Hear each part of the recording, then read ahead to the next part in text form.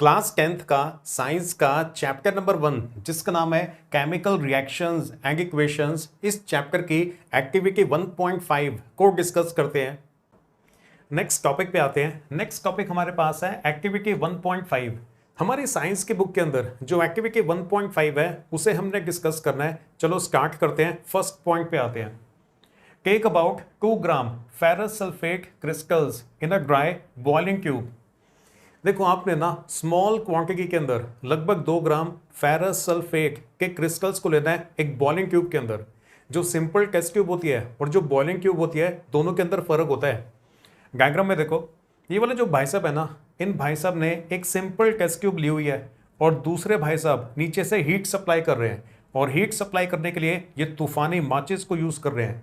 एक simple burner को भी यूज कर सकते हैं पर बजट हमारा कम है और इन भाई साहब के पास तूफानी माचिस है तो इसी से ही काम चलाना पड़ेगा। अब जो सिंपल टेस्ट ट्यूब है ना, उसको अगर इतनी ज़्यादा हीट सप्लाई करेंगे तो ये यहाँ से टूट जाएगी और हमारा एक्सपेरिमेंट कंप्लीट नहीं हो पाएगा। तो सिंपल टेस्ट ट्यूब नहीं बल्कि बॉइलिंग ट्यूब। तो बॉइलिंग ट्यूब के अंदर आपने फेरस सल्फेट के क्रिस्टल्स को लेना है ताकि हम जब इसको हीट करें तो जो हमारे ट्यूब है ना वो टूटे नहीं और हमारा एक्सपेरिमेंट कंप्लीट हो। तो फर्स्ट पॉइंट में तो बस हमने टेस्ट ट्यूब के अंदर फेरस सल्फेट के क्रिस्टल्स को डालना है। आगे चलें, सेकंड पॉइंट में देखते हैं क्या बोला जा रहा है। Note the colour of ferrous sulphate crystals. जो फेरस सल्फेट के क्रिस्टल्स है ना, कह रहे हैं कि चेक कर लो कि इसका कलर कौन सा है। तो ठीक है, जो फेरस सल्फेट के क्रिस्टल्स हैं वो ग्रीन कलर के होते हैं। तो टेस्ट ट्यूब के अंदर आपने स्मॉल क्वांटिटी में फेरस सल्फेट को लिया ना, फेरस सल्फेट के जो क्रिस्टल्स हैं ग्रीन कलर के होते हैं, हल्के ग्रीन कलर के होते हैं। तो ग्रीन लिखोगे तो भी चलेगा, पेल ग्रीन लिखोगे तो भी चलेगा। नेक्स्ट पॉइंट पे आते हैं।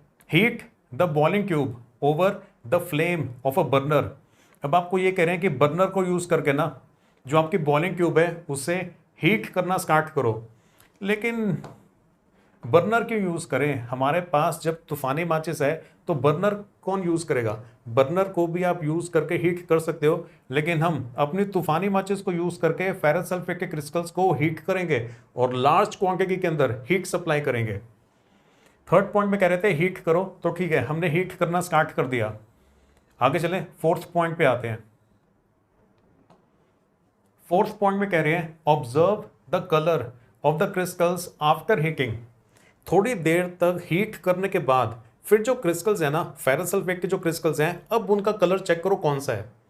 थोड़ी देर तक हीट करने के बाद हम ये ऑब्जर्व करेंगे कि जो स्टार्टिंग में फेरस सल्फेट के क्रिस्टल्स है ना वो तो ग्रीन कलर के थे, लेकिन थोड़ी देर हीट करने के बाद कलर चेंज हो जाता है। ग्रीन से चेंज होके अब जो क्रिस्टल्स हैं वो रेडिश ब्राउन कलर के हो गए हैं। तो फोर्थ पॉइंट में कह रहे थे ना कि चेक करो कि कलर के अंदर क्या चेंज आ रहा है हीट करने की वजह से। तो colour changes from green to reddish brown. Starting के अंदर जो फेरस सल्फेट के क्रिस्टल्स थे वो ग्रीन कलर के थे, थोड़ी देर तक हीट करने के बाद अब वो फेरस सल्फेट नहीं रहा। फेरस सल्फेट के जो क्रिस्टल्स है ना उनकी डीकम्पोजिशन हो गई है। डीकम्पोज होने के बाद अब वो फेरिक ऑक्साइड में कन्वर्ट हो गए हैं और जो फेरिक ऑक्साइड है वो रेडिश ब्राउन कलर का होता है। क्लियर हुआ आपको? कलर चेंज हो रहा है, ग्रीन से चेंज होके रेडिश ब्राउन हो रहा है और अंदर जो मटेरियल है ना उसका नेचर भी चेंज हो चुका है क्योंकि अंदर डीकम्पोजिशन रिएक्शन हो गई है, थर्मल डीकम्पोजिशन रिएक्शन हुई है। ये देखो नेक्स्ट डायग्राम से ना मैं आपको एक्सप्लेन करता हूं कि हुआ क्या है। ये देखो, ये जो पहले वाले भाई साहब है इनके पास ये वाली बॉइलिंग ट्यूब है। तो बॉइलिंग ट्यूब के अंदर स्टार्टिंग के अंदर ना ये लिया था हमने, फेरस सल्फेट को लिया था। फेरस सल्फेट का फॉर्मूला होता है ये 2FeSO4 और ये जो फेरस सल्फेट के क्रिस्टल्स हैं ये ग्रीन कलर के थे। स्टार्टिंग में टेस्ट ट्यूब के अंदर क्या है, बॉइलिंग ट्यूब के अंदर क्या है, फेरस सल्फेट के क्रिस्टल्स हैं। कौन से कलर के हैं? ग्रीन कलर के हैं। उसके बाद हमने क्या किया, हीट करना स्टार्ट किया। ये आप दूसरे भाई साहब को देख रहे हो, ये यहाँ पे इनके पास तूफानी माचिस है और यहाँ से ये लार्ज क्वांटिटी के अंदर तूफानी माचिस को यूज करके लार्ज क्वांटिटी के अंदर हीट सप्लाई कर रहे हैं। अब हीट सप्लाई करने की वजह से डीकम्पोजिशन रिएक्शन होगी, मतलब ये जो सिंगल सब्सटेंस है ना ये मल्टीपल सब्सटेंसेस के अंदर कन्वर्ट हो जाएगा, टूट के मल्टीपल सब्सटेंसेस में कन्वर्ट हो जाएगा। तो फेरस सल्फेट डीकम्पोज होके फेरिक ऑक्साइड बनाएगा, साथ में सल्फर डाइऑक्साइड और सल्फर ट्राइऑक्साइड ये वाली दोनों गैसेस भी जनरेट होंगी। फेरस सल्फेट को जब आप गर्म करोगे, हीट करोगे तो इसकी थर्मल डीकम्पोजिशन होगी। थर्मल डिकम्पोजिशन होने की वजह से फेरस सल्फेट फेरिक ऑक्साइड के अंदर कन्वर्ट हो जाएगा और साथ में दो गैसेस जनरेट होंगी। जो दो गैसेस जनरेट होंगी वो हैं सल्फर डाइऑक्साइड और सल्फर ट्राइऑक्साइड। ये सल्फर डाइऑक्साइड और सल्फर ट्राइऑक्साइड ये वाली दोनों गैसेस जनरेट होती हैं।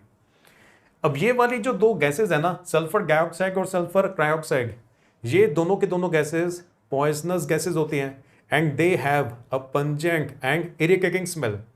तो इन दोनों गैसेस का ये जो बिहेवियर है ना कि एक तो पॉइजनस होती है और इनकी पंजेंट और इरिटेटिंग स्मेल होती है, इसी प्रॉपर्टी को ये वाले भाई साहब अपने फायदे के लिए यूज कर रहे हैं।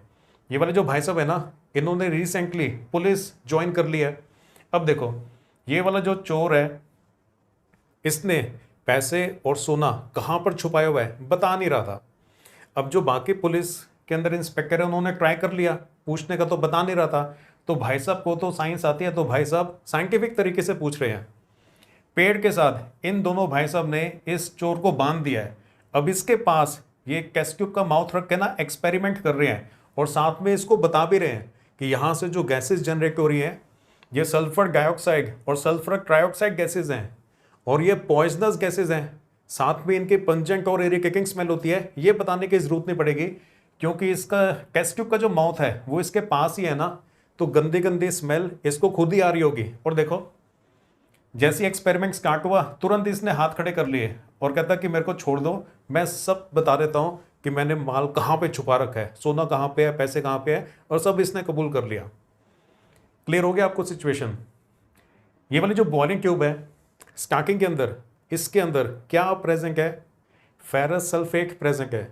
जो फेरस सल्फेट के क्रिस्टल्स हैं वो कौन से कलर के होते हैं, हल्के ग्रीन कलर के होते हैं, डार्क ग्रीन कलर नहीं होता। हल्का ग्रीन मतलब पेल ग्रीन कलर के होते हैं। अब यहाँ पे कौन सी रिएक्शन हो रही है, थर्मल डिकम्पोजिशन रिएक्शन हो रही है। हीट सप्लाई करके इसको डिकम्पोज किया जा रहा है, सिंपलर सब्सटेंसेस में कन्वर्ट किया जा रहा है। थर्मल डिकम्पोजिशन जब करेंगे फेरस सल्फेट की तो क्या क्या बनेगा, फेरिक ऑक्साइड बनेगा, साथ में दो गैसेस जनरेट होंगी। फेरिक ऑक्साइड का फॉर्मूला Fe2O3। ये जो फेरिक ऑक्साइड है ना ये रेडिश ब्राउन कलर का होता है, तभी हीट करने की वजह से कलर में चेंज आता है, ग्रीन से चेंज होके वो रेडिश ब्राउन हो रहा है।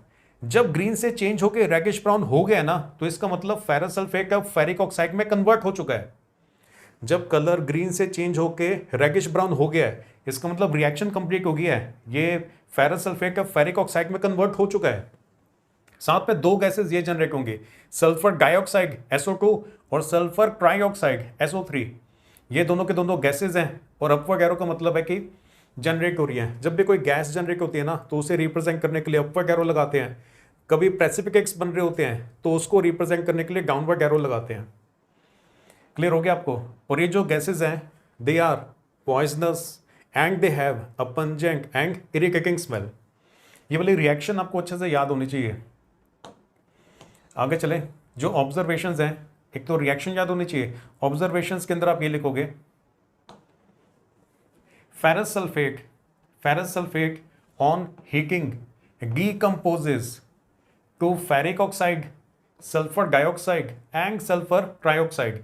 जो फेरस सल्फेट है जब आप उसे हीट करोगे तो हीट करने की वजह से डिकम्पोजिशन रिएक्शन होगी, वो डिकम्पोज हो जाएगा, मतलब एक बड़ा सब्सटेंस छोटे छोटे सिंपलर सब्सटेंसेस के अंदर कन्वर्ट हो जाएगा और क्या बनेगा, फेरिक ऑक्साइड बनेगा, सल्फर डाइऑक्साइड बनेगा और सल्फर ट्राइऑक्साइड बनेगा। आगे देखें, during this experiment the mouth of the test tube should be kept away. जो टेस्ट ट्यूब का माउथ है ना, the mouth of the test tube should be kept away because the gases evolve. इस reaction के अंदर जो gases पैदा हो रही है ना, ये वाली दोनों गैसेस सल्फर डाइऑक्साइड और sulphur trioxide, they are poisonous and have pungent and irritating smell.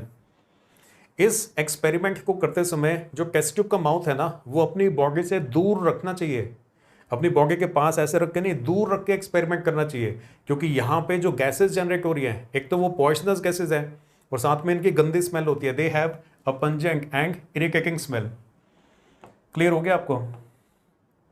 ये वाली जो रिएक्शन है ना, ये रिएक्शन आपको अच्छे से याद होनी चाहिए। इस टॉपिक से रिलेटेड अगर क्वेश्चन आएगा तो मैं चाहता हूं कि उसके अंदर आप अपनी रिएक्शन को जरूर लिख के आओ। जो फेरस सल्फेट है उसको हीट करने पे फेरिक ऑक्साइड बनेगा, फेरस सल्फेट ग्रीन कलर का होता है। रिएक्शन हो जाने के बाद जो फेरिक ऑक्साइड बन रहा है वो रेडिश ब्राउन कलर का है। साथ में दो गैसेस जनरेट होंगे, सल्फर डाइऑक्साइड और सल्फर ट्राइऑक्साइड। अगर आप यहां तक पहुंच गए हो तो प्लीज वीडियो को लाइक कर देना और चैनल को सब्सक्राइब कर दो।